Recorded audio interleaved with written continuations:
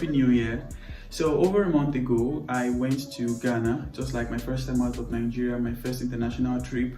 And I actually went there to get a visa for my relocation. You can check out this video if you're interested in how I relocated. So having gone there, having seen how things are done, I had so much experiences from how to get their currency, how to communicate, and so many of these things, and I wanted to share it in this video for anyone who is interested in living in Nigeria, just to know the steps, at least the steps that I went through, and maybe if you're interested in going to Ghana, just to hear a little about how the country is. So I'm creating this video for you, and this video I would share as much information as I can, and the video may be very long, so I would break them down and have timestamps attached to it. I'll leave the timestamps in the description, so if you're looking for anything particular, you could use the timestamps to easily identify the section of the video you are interested in.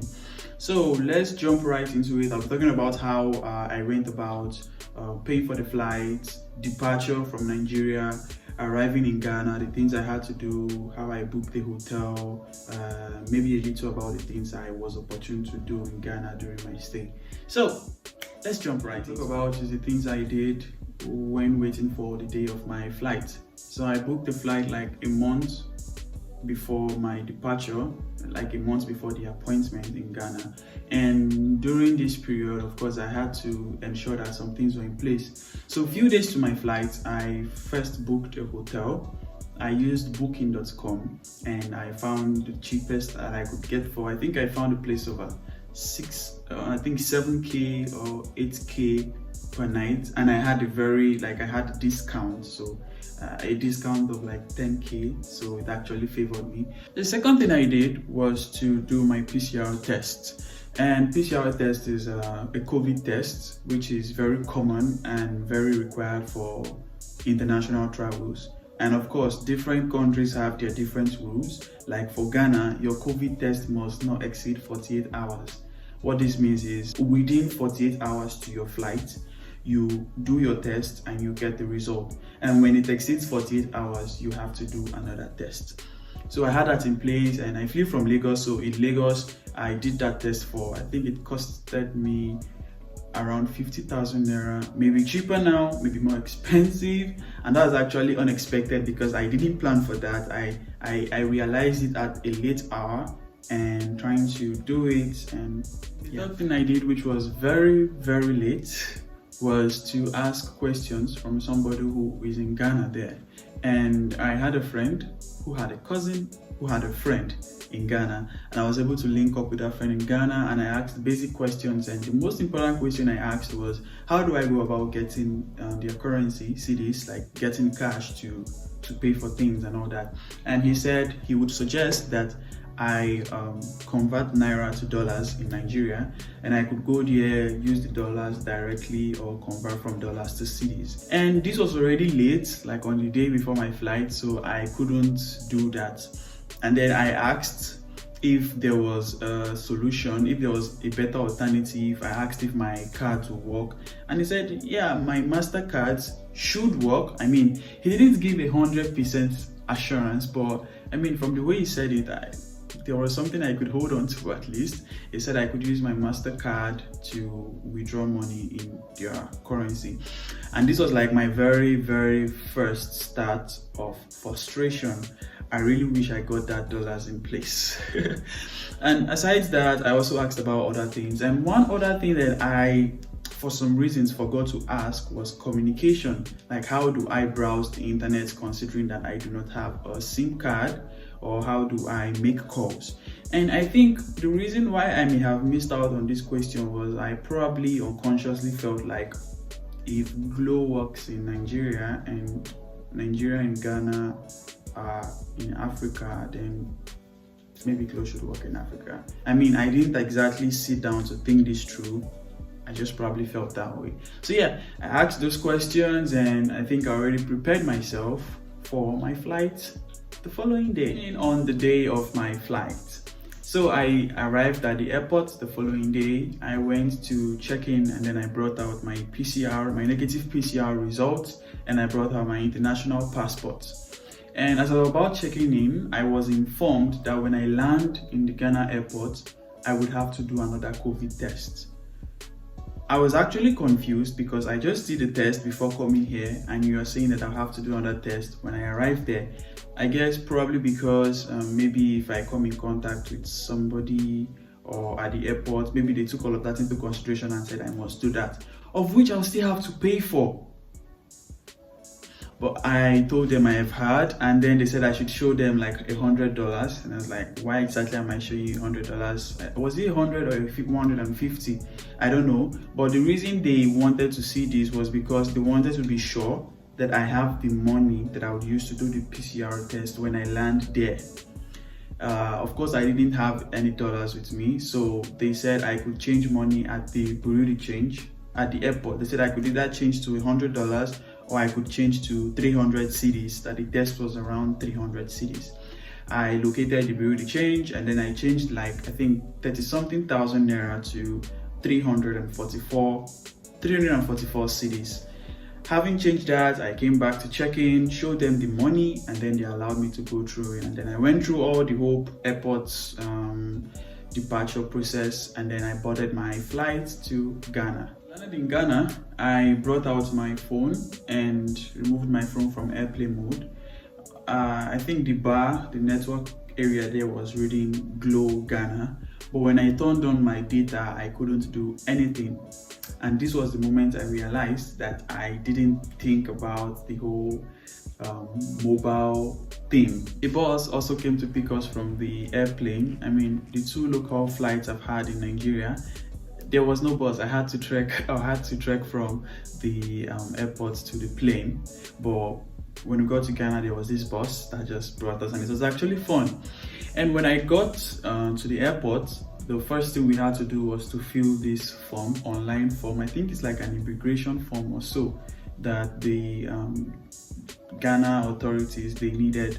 So trying to fill this form, my data wasn't working, of course, but they told us that we could connect to the Wi-Fi.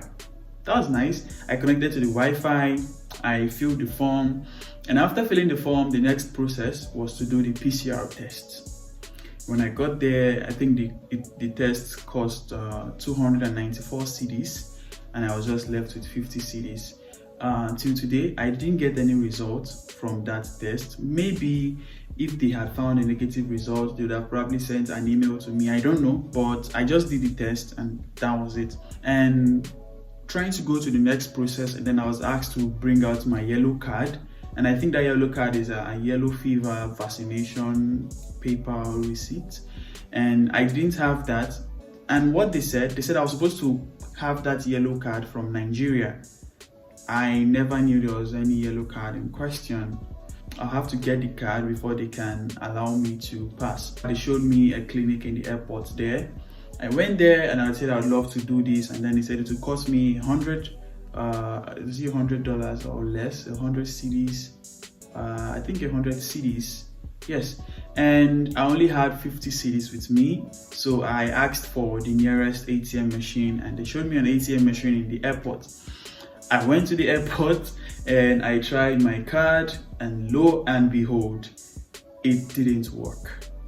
I removed it, I tried the second, it didn't work. I've forgotten the error message that actually came from it, but it just wasn't approving my card. I tried repeatedly, it wasn't. I went back to the clinic and I told them about my situation, and I think a lady from there attended to me. She showed me other ATM machines in the airport that I could try. I kept trying and all to no avail, and at this moment, I just knew that I should have gotten some dollars. I should have converted the money I was going to use here. So the lady who tried to help me, of course, she understood the situation. So what she requested for was, when I told her I had just 50 cedis remaining, she collected the 50 cedis from me, and then she collected the Naira that I had with me. And that was how I was able to pass that process. So on passing that process, the next thing to do was to get your luggage. And I got my luggage.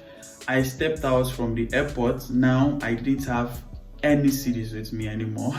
So I tried to use their Bolt app. But on trying to use their Bolt app, I had already come out from the airport and I wasn't connected to the Wi-Fi again. and I couldn't go back in. And now that I think of it, I probably should have walked back in. I mean, there was nothing there. It's just going inside an airport, right? But I felt like they won't allow me in, and I don't know.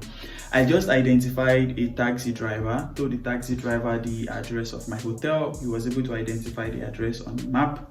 And I also pleaded with him that as we were going, I would love to try out the ATM machines on the way so that I could withdraw money to pay him. Well, as you'd probably guess, it was all futile.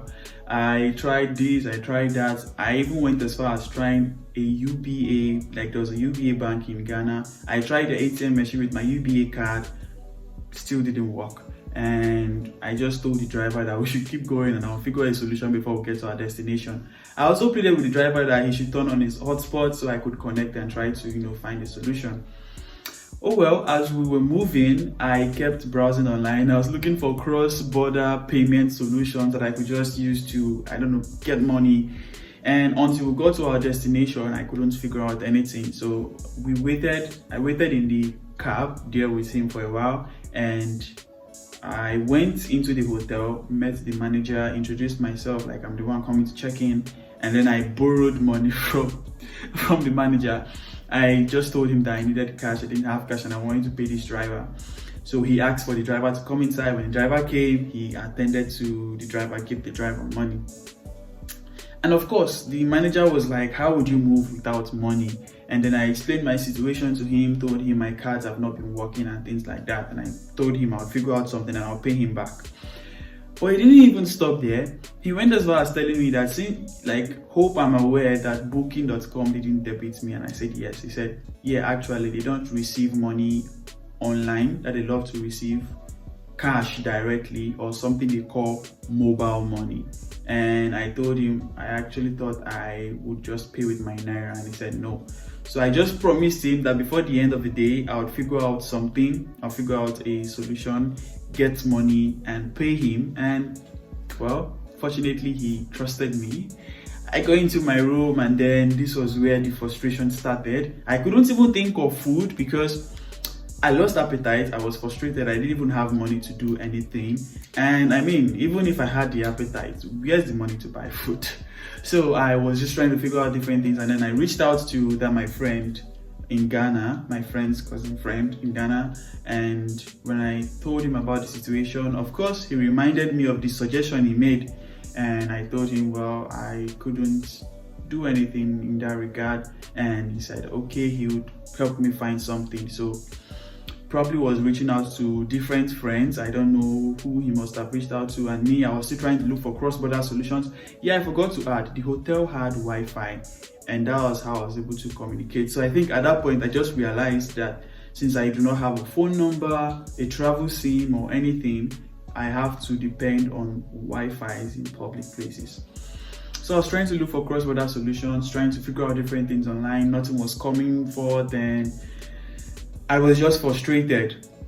And after an hour or two, he got back to me and told me he found something. So there's this group of people in Ghana that they do money conversions. And basically how they work is, well, I believe they do it for other currencies, but how it worked for me was I send them Naira to their bank account, and their Zenith bank account, that's what they gave me. I don't know if it's the Zenith bank in Ghana or the one in Nigeria.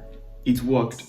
And when they gave me that account, they would give me their rate, of course, and if I agree, I would send money to that account, and they would send Cedis to my mobile number. Now, there's this thing, MTN mobile number, which I believe works in Ghana, and with that mobile number, you could use it to pay for things. You could use it just like a wallet on a mobile number. So they said I would give them my mobile number and would send the Cedis equivalent to me. I didn't have a mobile number, of course. I reached out to a staff in the hotel and I pleaded with him that I would love to use his mobile number to receive money. And I gave them the mobile number, they sent the money, and me and the staff, we went out, identified the nearest spot where we could withdraw this mobile money. Withdrawing the mobile money, I had this beautiful smile on my face because the whole frustration of the day was just, solved.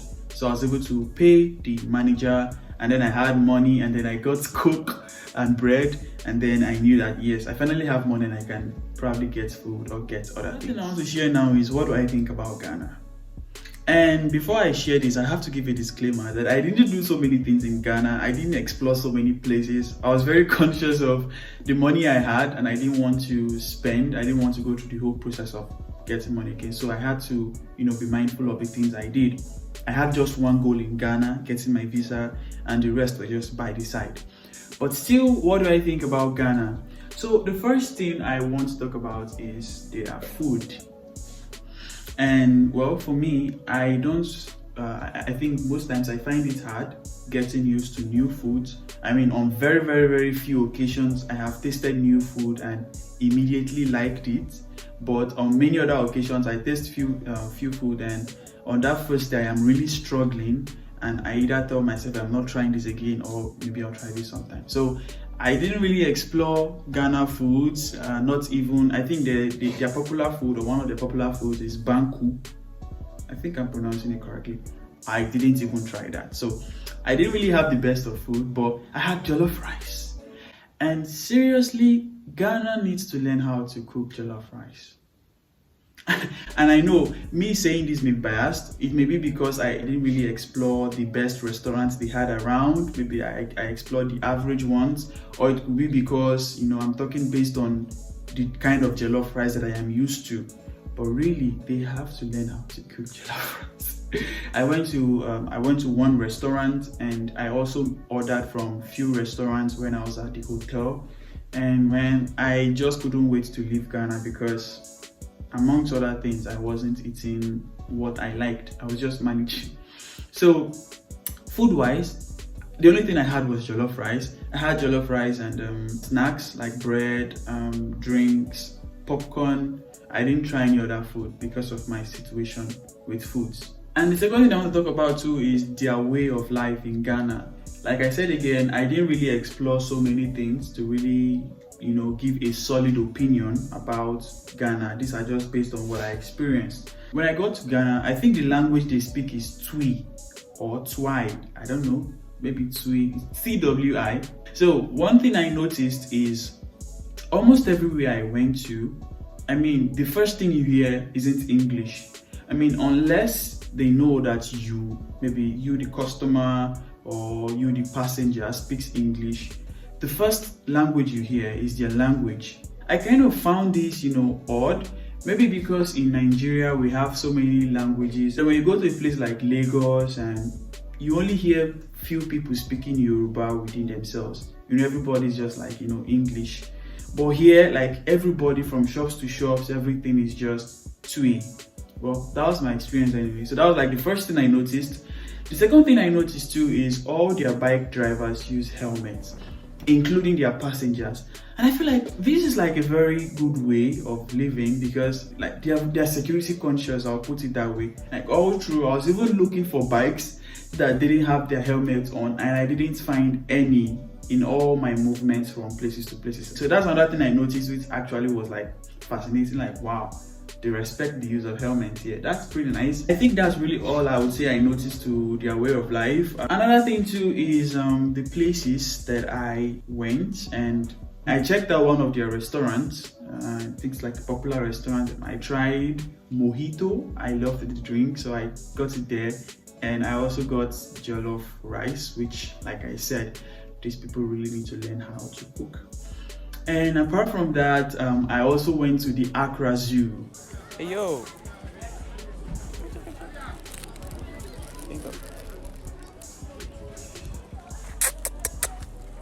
Hey! Yo guys! Who's interested in popcorn?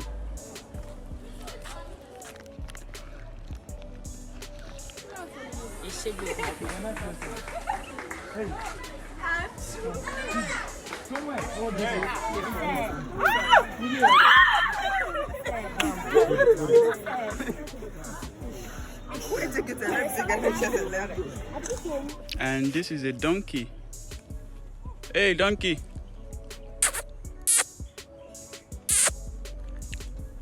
And after the Accra Zoo, another place I went to was the Accra Mall, their own ShopRite. I got there, I found so many beautiful things, of course, but I wanted to get like an attire that was, specific, that, it was just like a Ghana material. And that was all. I mean, I wanted to visit other places too, maybe a beach or something, but leaving Ghana to Nigeria, I had to go through the same process of a PCR test. So I identified a place I could do the PCR, of course, still considering the 48 hours duration. Found a place I could do the test, and think I was charged 300 Cedis. Yes, so I did the test and I was just waiting for my flight. On the day of my flight, I got an email from the airline that I booked.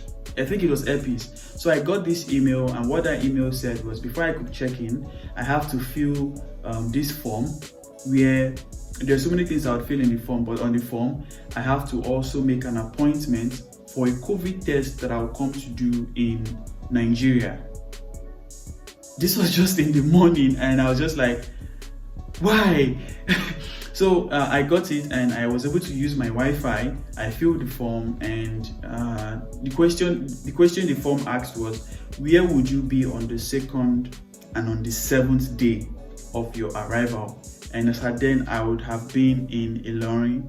So I inserted the Ilorin, and then the website identified the COVID centers in Ilorin, and I picked one of it, and I paid 60,000, I think 60 or 70, between 60 or 70, I paid 60,000 Naira for the COVID test in Nigeria. And this was so important because when I'm coming to check in at the Ghana airport, I have to show them this receipt that yes, I have already paid for an appointment in Nigeria. This money on that specific day was unexpected. But I mean, I didn't have a choice. I had to leave the country. I need to go eat better jollof rice. So yeah, that was like that. And then I got to the airport, showed them the receipts, and I checked in. That was really all for Ghana. I went there, achieved my main objective, and found my way home. And what do I just think generally? I think generally the place, it's like a chilled place. I think I spent more time in Accra, so I didn't really know about how other parts work, but light was cool. I only experienced lighthouse like twice. The first one was like 4 hours, the second one was for like 13 minutes, and that was it. So I think it's like a chill place, a cool place, has nice buildings, nice views, and probably a place I would love to check out another day. Just that I just hope by then they would have learned how to do jollof rice. I feel like I have so much bashed them on jollof rice, and really I just probably had this experience with the average restaurants. There are probably good restaurants doing better foods. Like, I'm just talking based on the few experiences. So yeah, that's really also. I really hope that this helps anybody out there who's planning the trip to Ghana, and maybe to know the important things to keep in mind, especially COVID, PCR, and maybe flight rules and all of that. So that was just my experience a month ago. Things may have changed, things may still be the same, but I hope this just gives you hints or tips or whatever you call it. So thanks for watching.